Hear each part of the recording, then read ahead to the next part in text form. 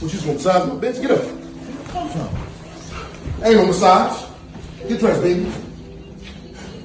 I want a refund too. I just made it. I don't care. Only person massage you is me. Come on. Welcome back to the Supremely Black Podcast, man. This is your boy D Rose and your big kinfolk Jay Flake, bringing you all some content. I know it's been a minute, so I appreciate you all waiting, but we had to go ahead and get something dropped. When you see this, this will actually be on Friday, July 29th, which is actually my born day. So, holla at your boy, salute. It'll be 31 years young. If, like your granny say, if the creek don't rise, man. So I won't style y'all with the whole introduction or whatever, man. But what's been going on, Jay Flake, man? It's been a minute. We've been away man, for a it's been a while. long time. Yeah. What's been What going up, on in your big world? kinfolk Jay Flake, man. Sorry I left y'all. But hey, we back. Had to go through some things, but I've been out working on this comedy, grinding real hard, going from city to city, doing comedy. I got to mark off a city on my checklist. Was able to go to New York and do some comedy up there, man. Tore the house down, and they ready for me to come back. So I'm probably gonna be back in New York in like September. I'll be back in New York in like September or whatnot. But the comedy album is out. I know I had talked about that before we had our break. Before I had my break, you've been still going. But the comedy album is out. It is now streaming on. You can buy it on Amazon Music. You can buy it on Apple Music. It's also streaming on Apple Music and Amazon Music. You can purchase it on Tidal. I mean, you can't purchase it, but you can stream it on Tidal, Spotify, things like that. So we're in the work. Just the audio right now. The visuals are being shopped around right now. So hopefully that'll be on the streaming network pretty soon as well. So you can see the actual video. But yeah, that's what's been going on. Family been good. Everybody healthy. Everybody looking good. Father went got a hip replacement. So he should be back walking somewhere straight here pretty soon. So it's been a lot of changes since the break had taken place, man. But I'm glad to be back, Supremely Black folks. Glad y'all can hear my voice again, be able to talk to y'all, man. We back on the ground and running.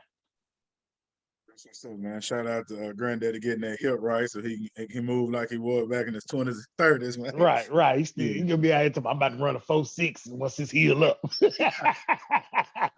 Well, you get your ass somewhere and sit down, man. Hey, but check this out. I know you mentioned a major salute to killing it up there in New York and visiting the city, man. I know you mentioned before we had actually went on break that you were dropping the album. What's the actual album name, though? So they can Oh, the know what name to of the look for. album is Pandemic Jokes. How did I forget that? Pandemic Jokes. Just look up Jay Flake, JayFlake, Pandemic Jokes.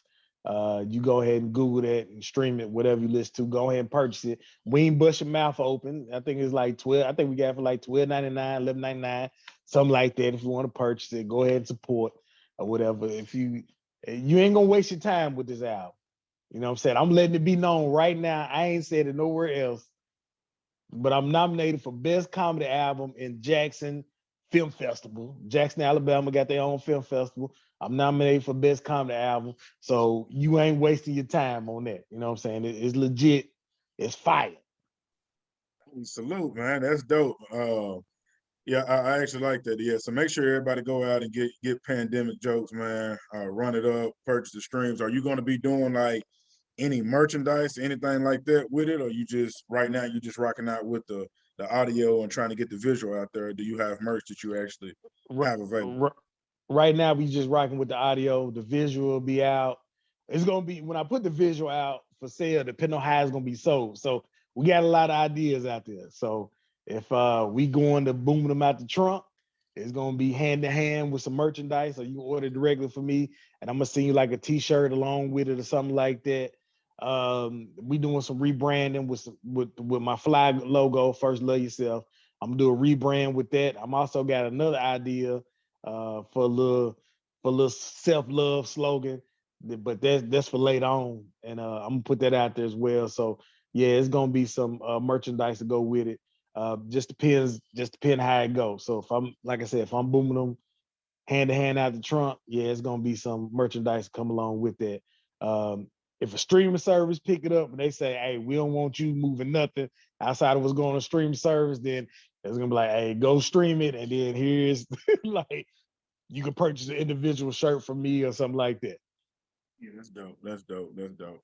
Yeah, man. So everything's been going all right with me, man. Like I said, my celebration day coming up on Friday. Everything has been cool, man. Really just been pushing the content out, getting used to pretty much using everything, trying to learn everything on Instagram and TikTok. So, just trying to keep pushing, not trying, but pushing the brand ahead.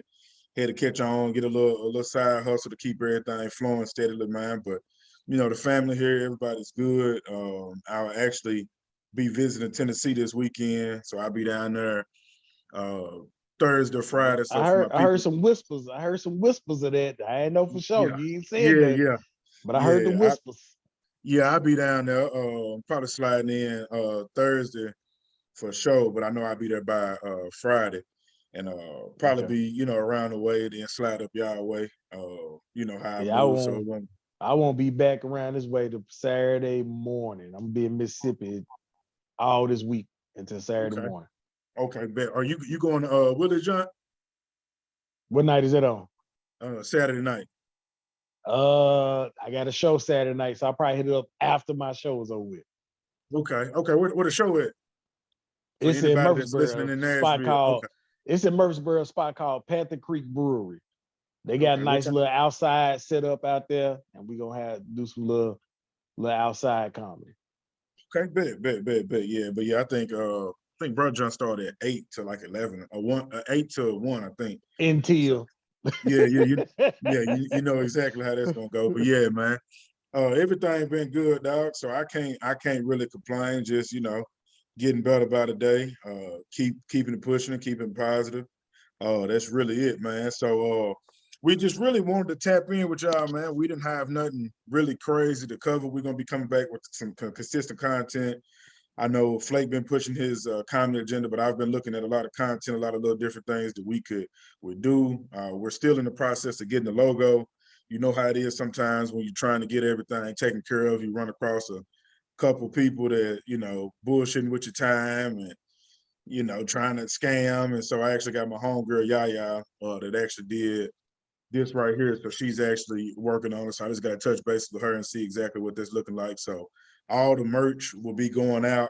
We'll be getting out. And for the top supporters that have been, rocking with us on social media and YouTube, I got something special for y'all. So we're going to make sure we package something to get you some merch so you can actually show off your Supremely Black gear for supporting us, man. But I know, Flake, you said you had something that you wanted to, briefly speak on, and we'll get up out of here until we drop next week with some more fire content that we haven't dropped yet. Yeah, one of them is lately. We know that the boy that took out the homie, Nipsey, and just got guilty for a situation. One thing I just want to talk about is I'm not in a gang life like that or anything, but I just seen an interview from Cowboy, who's with the Rolling 60s, and he took the stand, and he didn't take the stand to snitch or anything because he wasn't there to see the actual murder take place, but he was there before and after it went down. So he was like, basically, man, I just took the stand to tell these folks that they trying to say Nipsey made it hostile by calling him a snitch and calling out all this other stuff that he was doing. He was like, that wasn't a conversation. They had a good conversation. They shook hands before. They was talking about, how everybody doing. And then Nipsey just basically told him, hey, I heard this going on. You might want to take care of that. But it wasn't in a voice like, man, get the hell away from around here because you a snitch. It's just like, this was going on.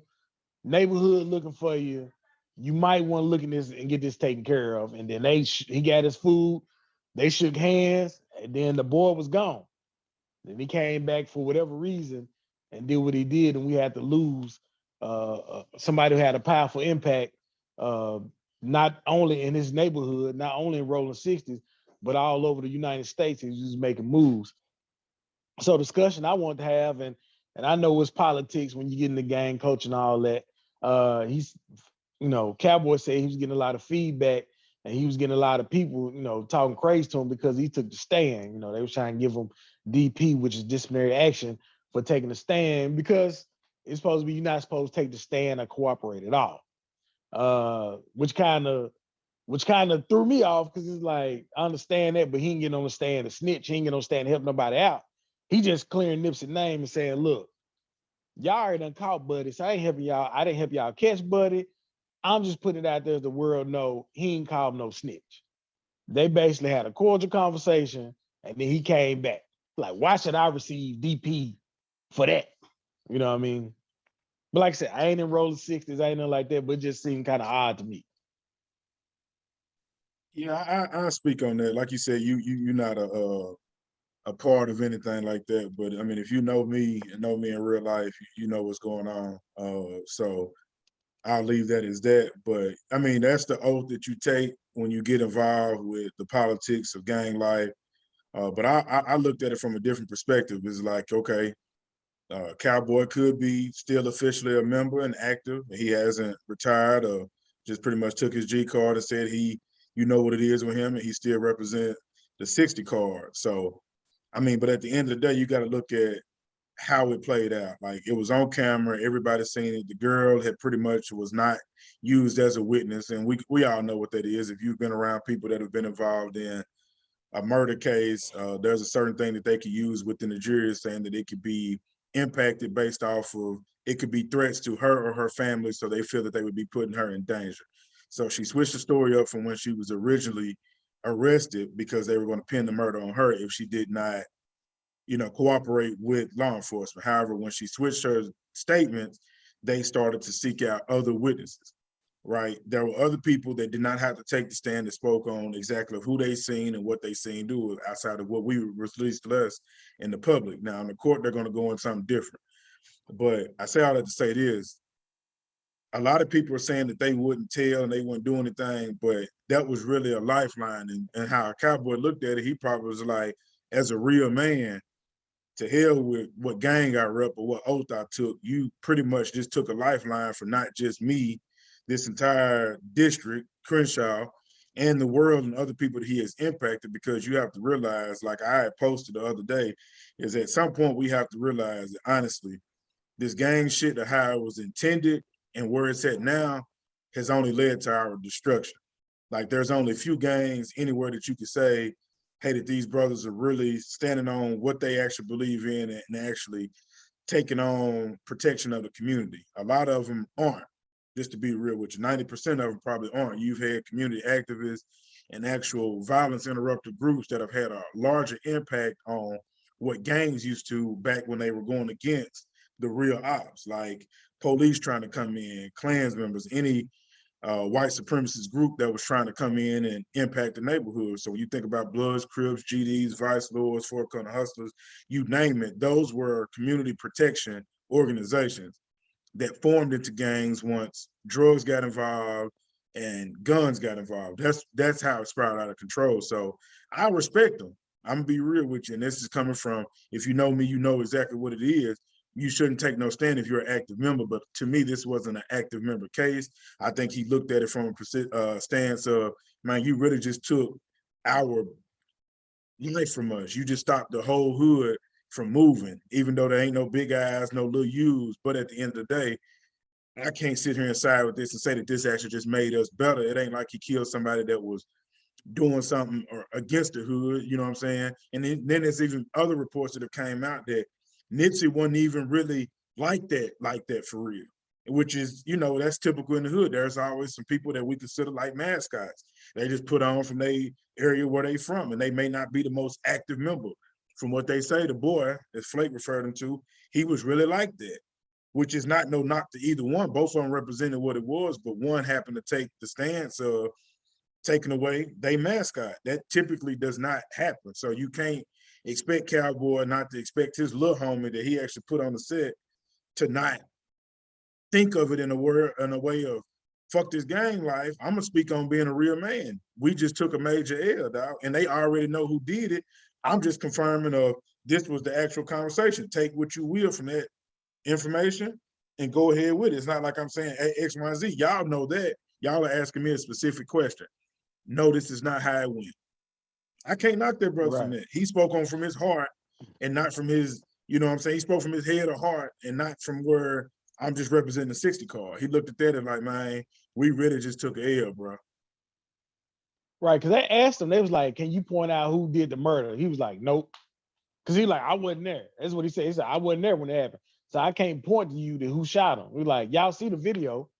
Like, ain't nothing I can do. And Cowboy was working at the store. He did inventory at the store. So, you know, it's kind of tough. I guess people gonna have to look at it as, you know, when you got somebody who close to you who helped you out when you was down. I think you had mentioned it, Cowboy. He even mentioned that, you know, at one point in time he was down bad on drugs. Nipsey will pull up on him, tell him to jump in the car, give him something to do for a couple of days or whatnot, put a little money in his pocket, and then eventually got on his feet. And Nipsey was there to help him out and whatever he needed. So I guess people, you know, for people say I ain't gonna never take the stand, I guess you gotta look at a situation like that. Who was that person that was involved, their life was taken, that was so close to you that put them under your wing when they have to? Nipsey didn't have to do that for Cowboy.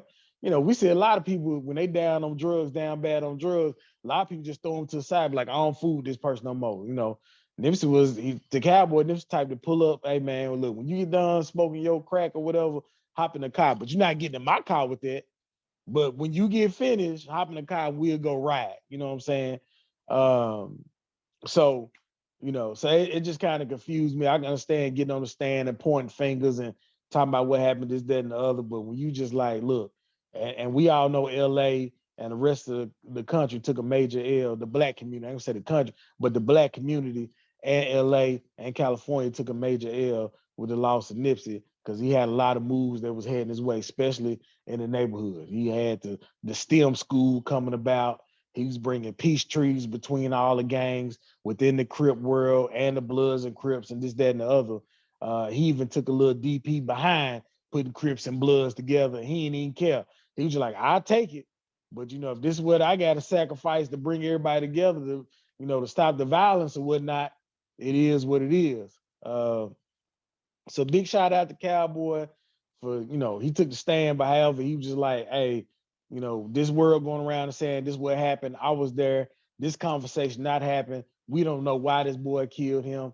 And he was like, I really want to know why he killed him. Like, was it over? Did you get back in the car? And your girl was like, man, he's so fine. And when you got back in the car, was she bumping victory lap repeatedly over and over again? As Boosie say, sometimes these people get, you know, that they get that hatred get in them because they walk in the house, they kids singing your song, or they playing your comedy album, or they saying you my favorite, you know, my favorite basketball player, you know. Then you go to the hair salon, drop your girl off, and they talking about you, you know what I mean? And then your girl like, ooh, I love when his videos come on.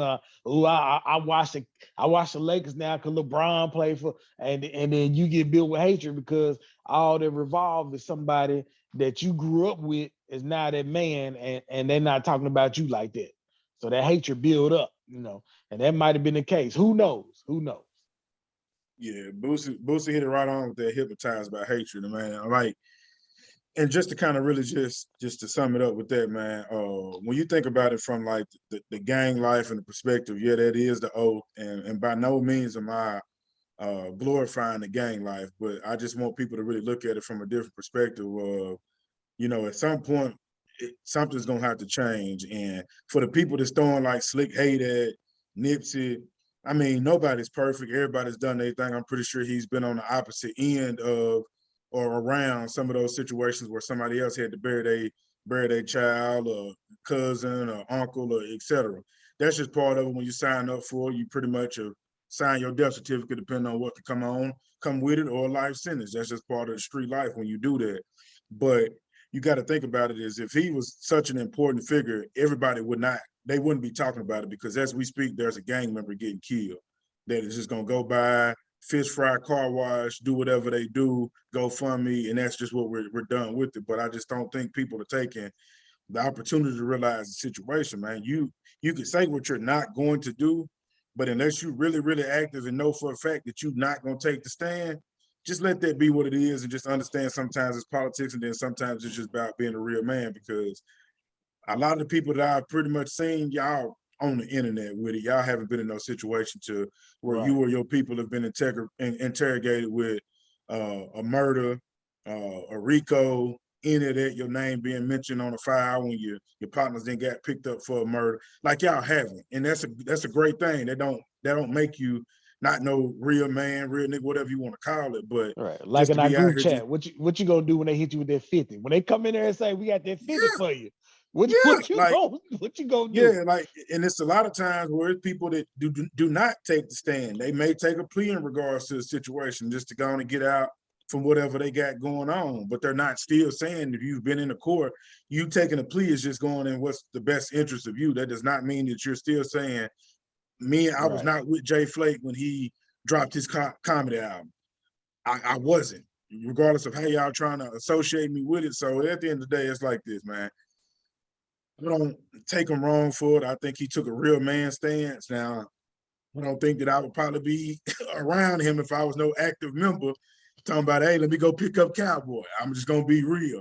But from a real man perspective, putting the gang to the side, hey, he looked out for his best interest, man. And for the people talking about he got paid for it, and I don't know if the man got paid to give a statement. Who knows? That ain't at the end of the day. I'll be honest with you, it wouldn't make sense to get paid. It wouldn't make sense just to get on the stand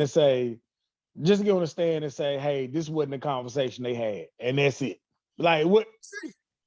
Them people did not need him to pay nothing. They got enough evidence in regards to see exactly what it was, because what you don't know is that the paid informants are the ones that are not going to be in court.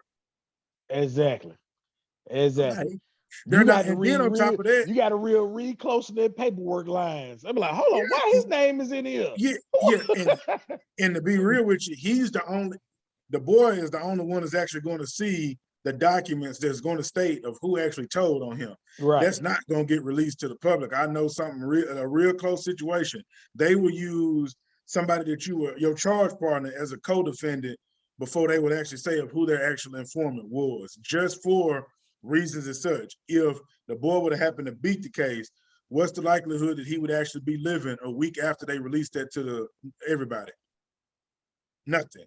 If what's already happened is going to happen to him, his family, etc. That's just what it is. If they actually released who was working for them, that would be stupid. They wouldn't be. Yeah. They wouldn't be an informant if everybody knew they was informant. Like, hey, I work with the police, so don't do nothing with me. Hey, I got this wire on. They're not doing that. You know what I'm saying? So, yeah, that's actually a good topic. I've seen a couple people talking about it, but the people, like I said, the people I've seen talking about it, we can tell you ain't never been around that. The way you talking about it, like you calling him a snitch, but he just, you know what I'm saying? Regardless, if you ain't never lived that life, everybody is civilian. If you let you in their life, you ain't nobody snitching. They just doing the right thing, to be honest with you. The old woman that tell that what she seen, she ain't snitching. She doing what she do. She doing her what she civic duty to clean up her neighborhood. Yeah, she been looking at them damn blinds for 20, 30 years. That was your dumb ass that came down there shooting without no mask on, and she knew who you were because she know your grandmama there. That's on you. That ain't got nothing to do with her talking about she abiding no street code. She ain't got jumping no set. None of that. Hey, I seen Lil John came down here shooting. I was just, I couldn't believe it. Yeah, that's exactly what's going on with that. That's on y'all. They think about y'all messing my equity. Get them up out of here. Yeah, get your dumb ass on. Like when they ain't been shooting over here. So yeah, like that's what that is, man. But one last topic, Flick. I don't even know if you even paid attention to this, but there was a police officer, Sam Dobbins, out of Mississippi, Lexington, Mississippi, to be exact, man. He had bragged about, this was like last week, like on the 21st.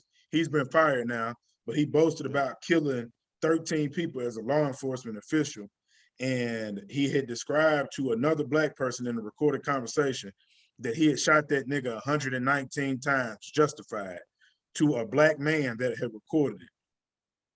So Sam Dobbins is the epitome of, he has 13 bodies, was still able to be a police officer, was so confident, cocky, and arrogant that he told another Black person that I shot that nigga 119 times. Now just think about this. 12, 15, 19, like those are rounds of clips.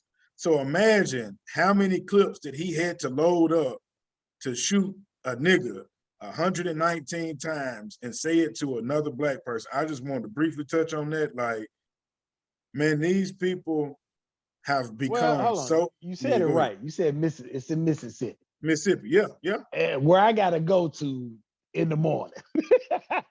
And best believe once we hit that line, I'm driving straight speed limit. Um, but this, I think this is the same. I think I heard a little bit about it. I want to say this is the same police station where they have hired a black lady to take over, and like 5 or 6 of them quit the police force. Is this the same place? Oh no, that's actually in the Carolinas. The black lady Okay, that was, okay, yeah, I had seen that story. I'm actually gonna do a little a clip on that one.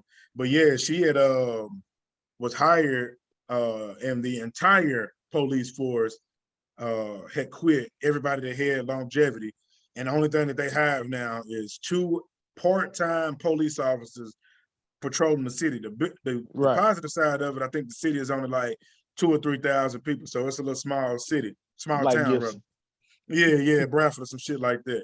So it's real small, but the reason they're saying that they all had left is a hostile work environment.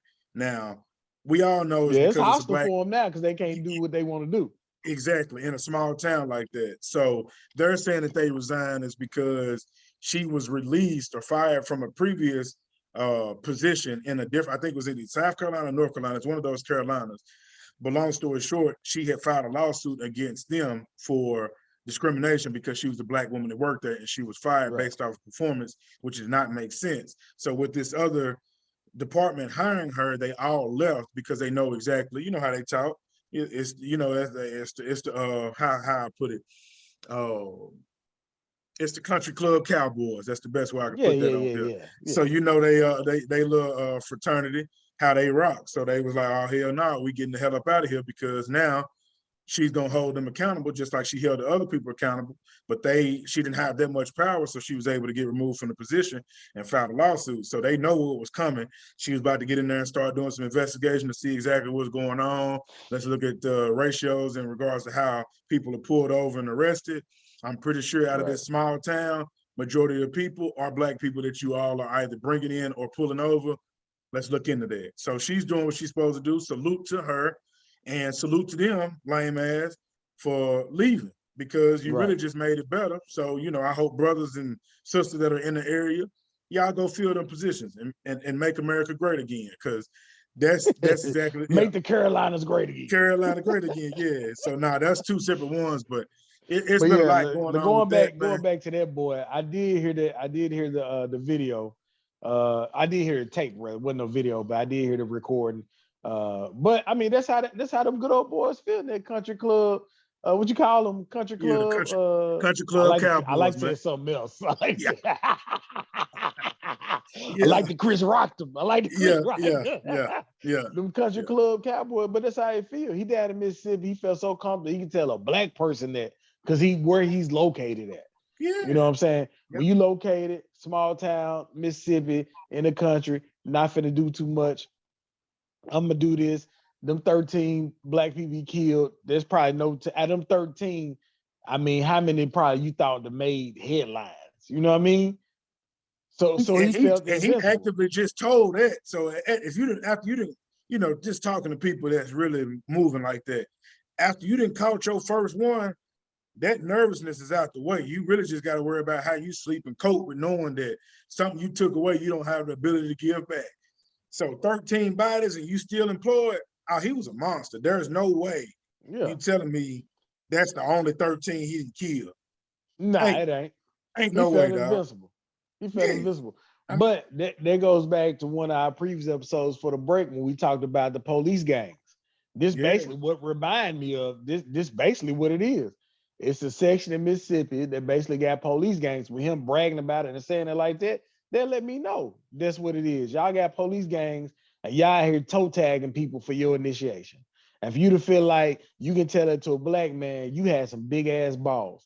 Because it'd be hard for me to sit here and listen to him say that because I might have lost my job. I probably would have shot him in the face right there on site. I'd go to jail for that. I'd take the L for that. You know what I yeah. mean? You know what?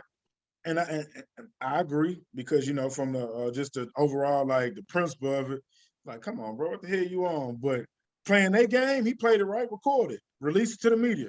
They're gonna have to pay you. Your name should Yeah. be the name of that police department now. Honestly, Yeah. get everything you can, because at the end of the day, and it's sad to say, but regardless, if you would have acted out and did what you did, if he's killed 13 and he's bragging about it to you, just imagine the ones that look up to him and what they're actually doing in other departments and other counties in Mississippi worldwide. Because I mean, come on, bro. There's no way he should even be a police officer. You can't tell me he got 13 justified murders. There are snipers that come After home the from the second military. one, you got to be like, hey, bro, what the Come on, like? dog. Hold on, bro. We're gonna have to put some. We're gonna put an eye on you, evaluation. We gotta do the whole, like, you pushing paperwork. Yeah, like it's snipers It in the should be like military. that. If you kill somebody, and I ain't gonna say it. Let's just say it's even justified. Let's say they attacked you like with a sword or something, and you had to shoot them. Let's just say that. Let's say they actually had a gun. You should have to, in my opinion, you should have to sit down and push paperwork for a year to even deal with that before you get pushed back on the force out there in the street, rather. You should have to be, don't take his pay. If it was justified and they had a weapon, even if it was just, you should have to sit down for a year to even deal with that. You know what I mean?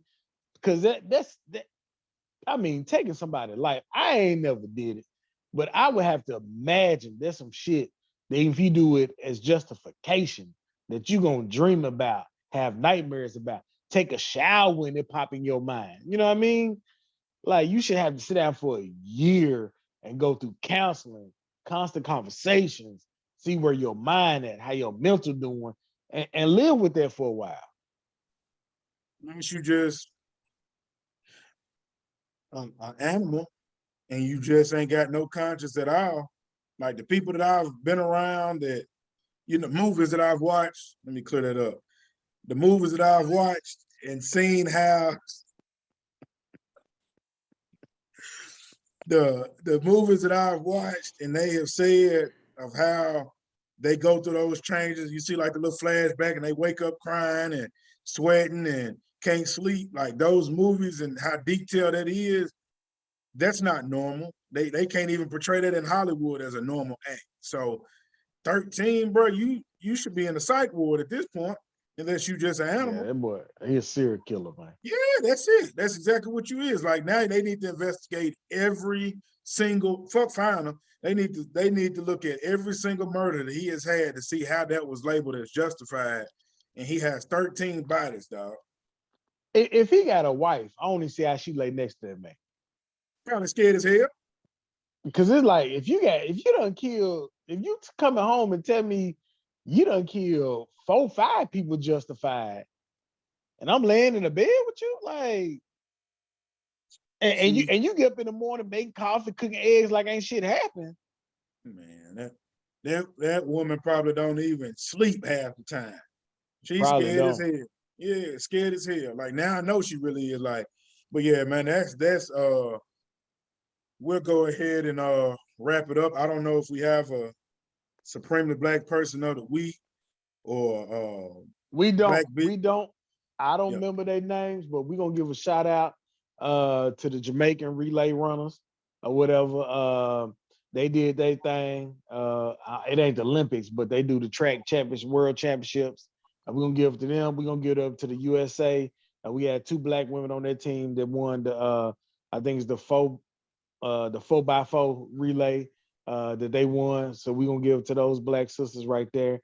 And the Jamaican women, I think they broke records. It's one Jamaican lady, like I said, I can't remember her name. My apology about that. But she had won in gold in 3 different events and did a world record on that. So shout out to her as well. Shout out to Monique for finally get that Netflix special. So shout out to her. Don't care how you feel about it. Have your feelings, but congratulations to her on the Netflix special. I kind of wish she would have went a different route and did her own thing to show her fan base and put that money in her pocket. Put majority of the money in her own pocket. I think she could have did that. Did her own special and sold it directly to consumer, hand to hand. But congratulations to her to getting her Netflix special.